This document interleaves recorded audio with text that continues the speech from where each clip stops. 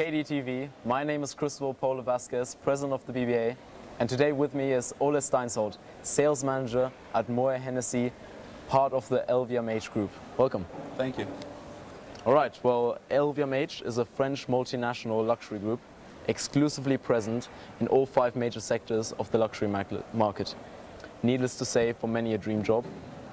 How did you manage to become employed before you graduated BI?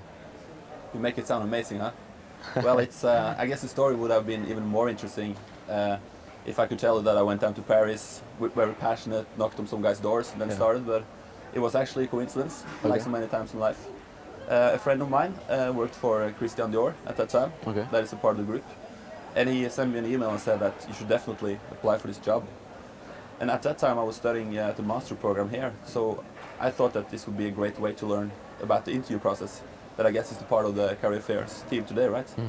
And I got to go to 3 interviews and took a whole lot of tests, and also met the Norwegian team. Until finally I met the general manager of Moët Hennessy Nordics. And I thought it was a great way to get to learn, get to have work experience, and also to get an international perspective. So I took it and I hadn't regretted it, so it's been good. Fantastic. Well, can you tell us what you've been working with, and what would you tell the new BI students of your experiences? In the beginning, it was mostly about daily routines and learn the company to know and to learn the portfolio. I was carried out the portfolio of existing accounts, and my job was to optimize it and more importantly, increase it. So I learned a lot about sales.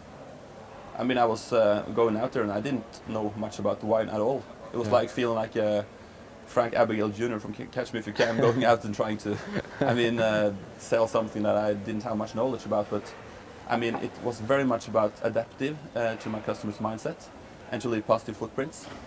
And that actually meant a lot. I remember I was a part of this Scott Work Negotiation Skills course that teach me much about that manners, and it was a really good learning for me. But in spite of that, to tell the students, I mean, when you're learning about brands like this, it was amazing. It was a great introduction. You're learning stuff like that. Madame Clicquot of Veuve Clicquot was actually the first businesswoman of all time. In the end of the 17th century in France, you couldn't work independently as a woman, but because she was a widow, she was allowed to, and she created a great wine house internationally. And also the fact that probably many people know that hip hoppers love Hennessy, but there's a reason for that, because a company called the Schefflin Group that was in charge of, they had a distribution of Hennessy before Moët and Hennessy merged in 1971. They fought a lot for black people's rights and did a huge impact. So because of that, I mean, they've been loyal to Hennessy after that. And I mean, a whole lot of that kind of stories, it's linked to the company, and you're feeling kind of proud to be part of it. That is great.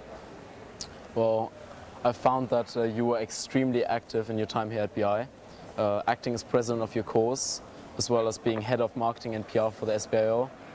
On top of that, being in the election committee. How do you think your commitment developed your person, and to what extent do you make it responsible for your later achievements? My time in SBIO was absolutely amazing. I mean, I was pretty engaged when I started here, and I mean, the opportunity you get to work with fellow students toward common goals on other incentives than salary. It's a great way of learning about motivation and how to motivate other people as well. When you look at SBIO, it's the size of average Norwegian company when it comes to economy and when it comes to employees and everything. So I think my network and the way I learned to collaborate and to work with other people has been very important for my learning in the working life as well. So I would definitely do it again if I could.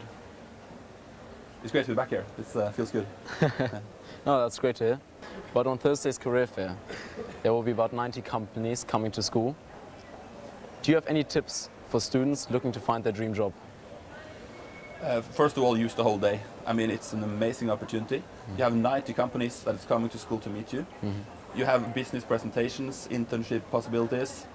You might not get your dream job at that day, but you're learning a lot about CV and application writing. You can meet like reps from the companies that was just like you, student, a couple of years ago. And I mean, your finals class can definitely wait this day, because it's you can learn about other industries. You can learn about maybe companies you didn't know about. I mean, there are other companies that only like the 7 first that are standing on the business presentations. Yeah. But yeah, I used to say that the business presentation that is carried out by Anu meant more, actually gave me more knowledge than the lectures did, and I still believe that. It's a great learning. Fantastic.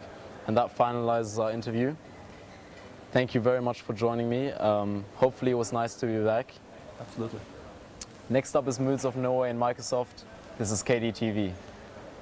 And now we get to the KD challenge. Perfect.